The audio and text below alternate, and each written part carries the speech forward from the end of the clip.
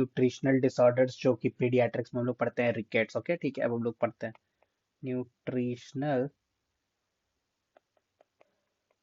Disorders, ठीक है, जो कि है रिकेट्स। ठीक है, रिकेट्स में अगर हम लोग पढ़ेंगे तो रिकेट्स में आखिर होता क्या क्या है हम लोग का देखते हैं। ठीक है, रिकेट्स में हम लोग का विटामिन डी का डिफिशियंसी होता है, कैल्शियम का होता है और फॉस्फोरस का होता है। ठीक है, अब हम लोग देखते हैं कि क्या क्या यहाँ पे होता है। तो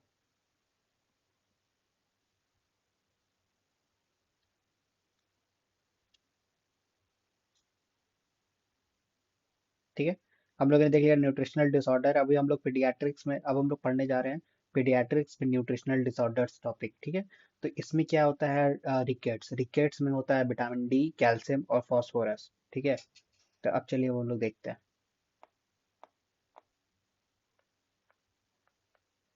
विटामिन डी, ठीक है, अब आता है हम लोग का क्या, 7 डिहाइड्रो कोलेस्ट्रॉल। ठीक है, 7 डिहाइड्रो कोलेस्ट्रॉल जो है वो अंडर किसका, स्किन में ये रहता है, और ये under the action of UV B का, यूवी बी का मतलब कि अल्ट्रावायलेट बी रेस का, ये हम लोगों को क्या ये करता है, कॉली कैल्सीफेरॉल में बदल जाता है, कॉली कैल्सीफेरॉल में बदल जाता है। फिर ये जो है कॉली कैल्सीफेरॉल, ये हम लोगों का कहाँ पे माइग्रेट करता है, लीवर में, लीवर में माइग्रेट करता है, और ये कहाँ चला जाता है, 25 हाइड्रोक्सिलेज, इसको कन्वर्ट करता है, किसमें कन्वर्ट करता है, 25 एंजाइम जो है ये किसको कन्वर्ट करता है, 25 कॉलीकैल्सीफेरॉल में। ठीक है, कॉलीकैल्सीफेरॉल, इसी को हम लोग क्या बोलते हैं, कैल्सीडायोल। ठीक है, अब हम लोगों का एक और एक्शन आता है, एक और एंजाइम का, उसको हम लोग क्या बोलते हैं, 1 अल्फा हाइड्रोक्सिलेज, हाइड्रोक्सिलेज। ठीक है, वो कहाँ जाता है, किडनी में, ये फिर चला जाता है कैल्सिडायोल मेरा किडनी में, और ये under the action of 1 alpha hydroxylase में ये किस में बदल जाता है, 125। ठीक है, कॉली कैल्सीफेरॉल, कॉली कैल्सीफेरॉल,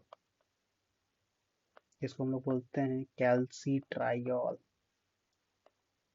ये किसको बाइंड कर देता है, ये बाइंड करता है, binds to vitamin D receptor. ये फिर मेरा किसको बाइंड करता है, विटामिन डी रिसेप्टर में बाइंड करता है, कॉजेज कैल्शियम एब्जॉर्प्शन में। ये बाइंड करता है हम लोग विटामिन डी का, ये हम लोग का बाइंड कहाँ करता है, ये विटामिन डी रिसेप्टर में बाइंड करता है, और ये क्या करता है, कैल्शियम एब्जॉर्प्शन को प्रमोट करता है। ठीक है, और कुछ कुछ पॉइंट्स हम लोग को देखना है। ठीक है, ये जो एक है हम लोग का क्या है, 125 कैल्सी कॉली कैल्सीफेरॉल जो कि कैल्सी डायोल है, ये under the action of 25 hydroxylase, 24 sorry, यहाँ पे तो 25 ऑलरेडी है, ये तो 20, ये तो ऑलरेडी 24 है। ठीक है, under the action of 24 hydroxylase ये किसमें बदल जाता है, इनएक्टिव मेटाबोलाइट्स में, मेटाबोलाइट्स में बदल जाता है।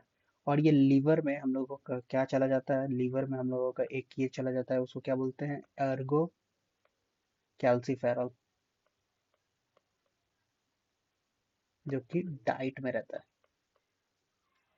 ठीक है, ये डाइट से हम लोगों का काम चला जाता है, कॉली कैल्सीफेरॉल के साथ ही चला जाता है, और ये मेरा कन्वर्ट होता है 25 OH कॉली कैल्सीफेरॉल में, जो कि हम लोग को किसके अंडर में होता है, 25 हाइड्रोक्सिलेज, हाइड्रोक्सिलेज के अंडर द एक्शन ऑफ 25 कॉलीकैल्सिफेरॉल हम लोग का बन जाता है।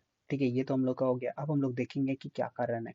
ये हम लोगों ने देख लिया विटामिन डी, कैल्शियम और फास्फोरस। हम लोगों ने विटामिन डी का देख लिया कि स्किन में मेरा डी हाइड्रो कोलेस्टेरॉल 7 रहता है, तो ये मतलब आपका स्किन से एक्शन हो जाता है सनलाइट की, ये में कॉलीकैल्सिफेरॉल में, ये फिर लीवर में जाता है और ये वहाँ पे 25 हाइड्रो ऑक्सीलेज में क्या क्या कन्वर्ट हो जाता है, अंडर 25 कॉलीकैल्सिफेरॉल में आ जाता है, डेट इज कॉली कैल्सीफेरॉल कैल्सीडायोल। ठीक है, फिर under the action of 1 alpha hydroxylase के एक्शन में ये 125 कॉलीकैल्सीफेरॉल में बन जाता है, जैसे इसको हम लोग कैल्सीट्रायोल भी कहते हैं। फिर ये विटामिन डी रिसेप्टर में बाइंड करता है और कैल्शियम एब्जॉर्प्शन को प्रमोट करता है। फिर हम लोग देखते हैं कि इसका कॉजेज क्या है। चलिए हम लोग कॉजेज पढ़ते हैं। Causes of vitamin D deficiency. चलिए, इसका पहला क्या है,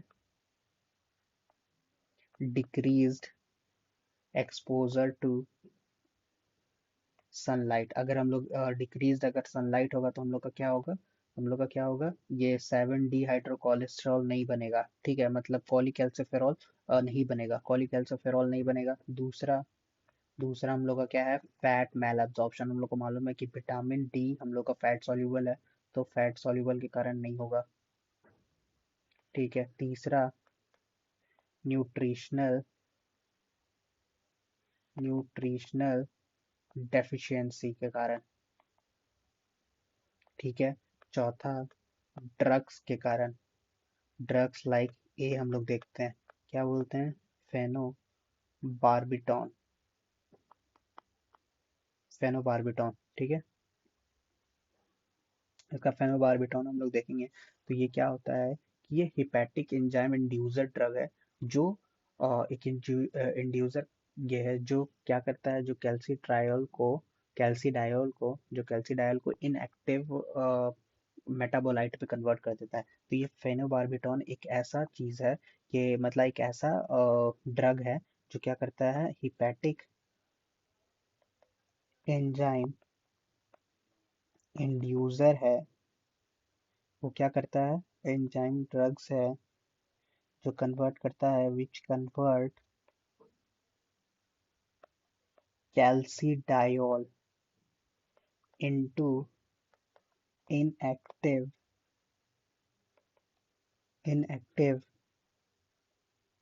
ये इनएक्टिव किसको कन्वर्ट करता है, मेटाबोलाइट। चलिए अब हम लोग दिखाते हैं कि क्या, under the action of metabolite, under the action of 24 hydroxylase. ये देखिए, ये वाला, यही वाला, ये जो कैल्सीडायल को किस में कन्वर्ट कर देता है, ये जो कैल्सी है ये इसको किस में कन्वर्ट कर देता है, ये वाले पार्ट। ठीक है, ये वाला पार्ट हम लोगों ने देख लिया कि इसमें क्या हो रहा है, इसका सिग्निफिकेंस क्या होता है, ये हम लोगों ने देख लिया, इनएक्टिव मेटाबोलाइट्स है। ठीक है, अब क्या आता है, फिनोबार्बिटॉन। ये हेपेटिक एंजाइम को इनहिबिट कर देता है। ठीक है, या एग्जाम्पल, ठीक है, फेनिटोइन हो गया।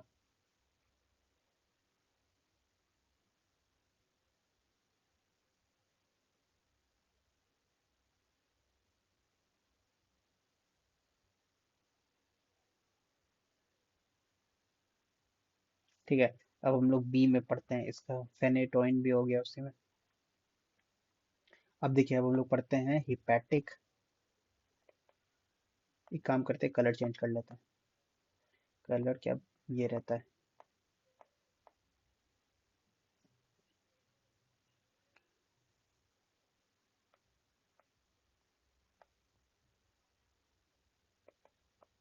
Hepatic enzyme inhibitor, example like sodium valproate.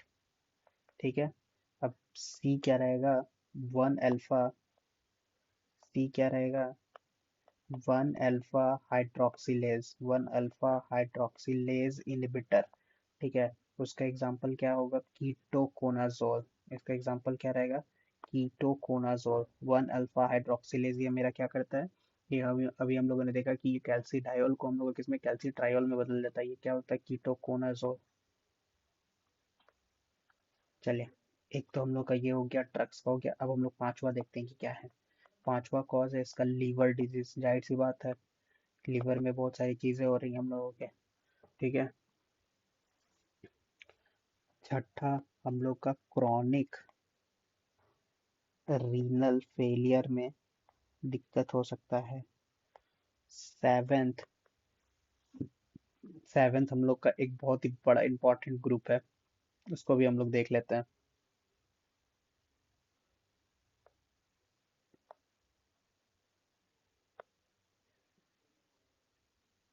इसको आता है, ये आता है vitamin D dependent rickets 1A। ठीक है, ये 1A है। तो इसमें क्या, इसको हम लोग कैसे लिखते हैं, वी vitamin D dependent rickets 1A।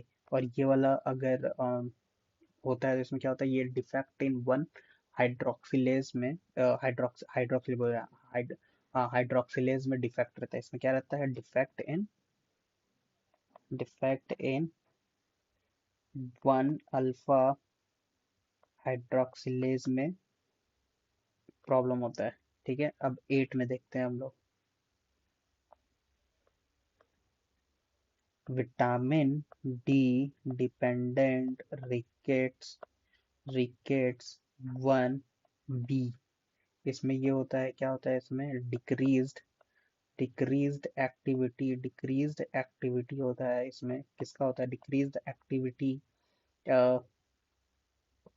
किसका रहता है, 25 हाइड्रोक्सिलेज में।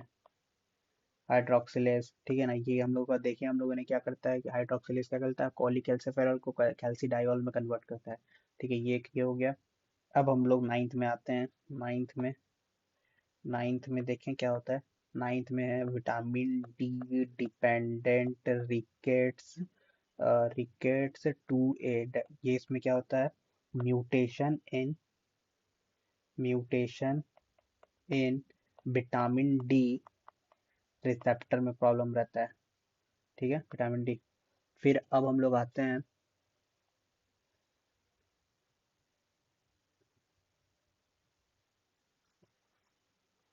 अब चले, अब हम लोग क्या करते हैं 10 में, अब हम लोग देखते हैं 10 देखते हैं। तो 10 में क्या होता है, vitamin D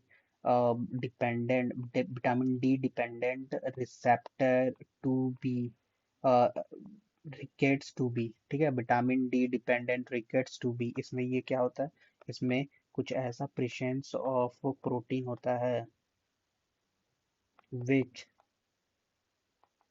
interferes with binding of कैल्सिट्रायोल, जो कैल्सिट्रायोल को बाइंड करने के लिए से टू इट्स रिसेप्टर। मतलब कुछ ऐसा प्रोटीन इसमें प्रेजेंट रहता है जो कैल्सिट्रायोल को जो उसका रिसेप्टर है, जो कि विटामिन डी का रिसेप्टर है, उसको बाइंड करने से इंटरफेयर करता है। That's it. ठीक है, तो चलिए अब हम लोग देखते हैं इसका मेटाबॉलिक चेंजेस, इसमें क्या होता है। हम लोगों ने ये देख लिया कि क्या क्या कॉजेज हो सकता है इसका। डिक्रीज एक्सपोजर टू सनलाइट हो गया, फैट मेल अब्जॉर्प्शन हो गया, न्यूट्रिशनल डेफिशिएंसी की हम लोगों ने देखा, अर्गो कैल्सिफेरॉल यहीं से आता है। ड्रग्स हो गया जैसे फिनोबार्बिटॉन हो गया, हेपेटिक एंजाइम हो गया, इनिबिटर हो गया जैसे कि सोडियम वेलप्रोएट हो गया, वन अल्फा हाइड्रोक्सिलेज हो गया जैसे कीटो कोनाजोल हो गया, वन अल्फा हाइड्रोक्सिलेज। फिर लीवर डिजीज हो गया, क्रॉनिक लीवर डिजीज फेलियर हो गया, vitamin D dependent rickets 1A हो गया। इसमें हम लोगों ने देखा 1A में क्या होता है, वन अल्फा हाइड्रोक्सिलेज हो गया। फिर 25 हाइड्रोक्सिलेज आता है 1B में। फिर 2 में हम लोगों ने देखा विटामिन डी रिसेप्टर में प्रॉब्लम हो गया। ठीक है, फिर फिर क्या, फिर 2B में प्रॉब्लम हो गया। ठीक है, ये सब चीज़ें